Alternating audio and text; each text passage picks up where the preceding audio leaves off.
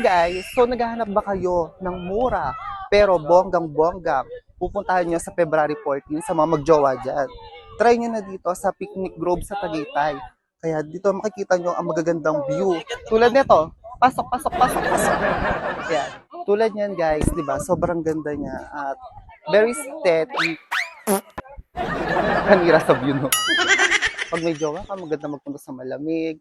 Pwede kayong magpunta ng dito sa mga tabi-tabi, may mga hanging bridge, lahat.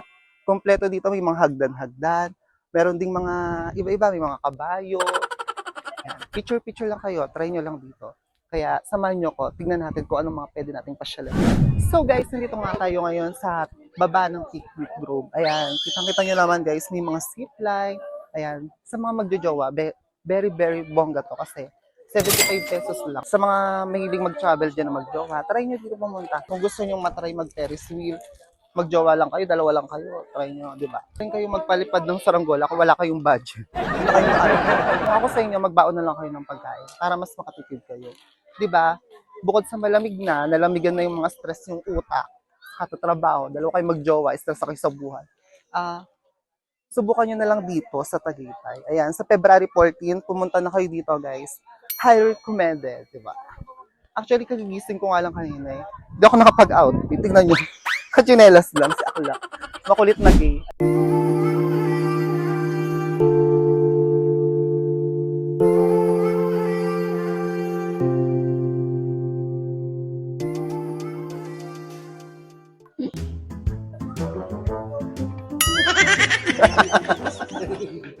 Ayan guys, bonggang-bongga dito. Oh, ang taas, kakaloka, ayan.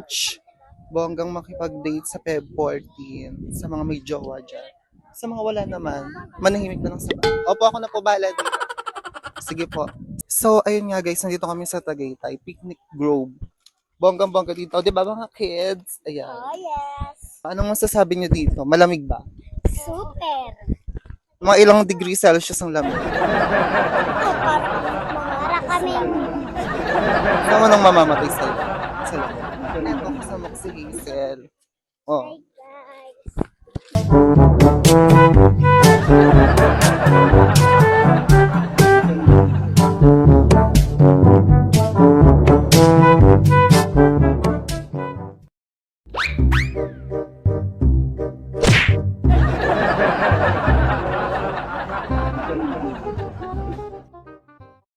So ngayon nga guys, nandito na ngayon tayo sa may Tagaytay.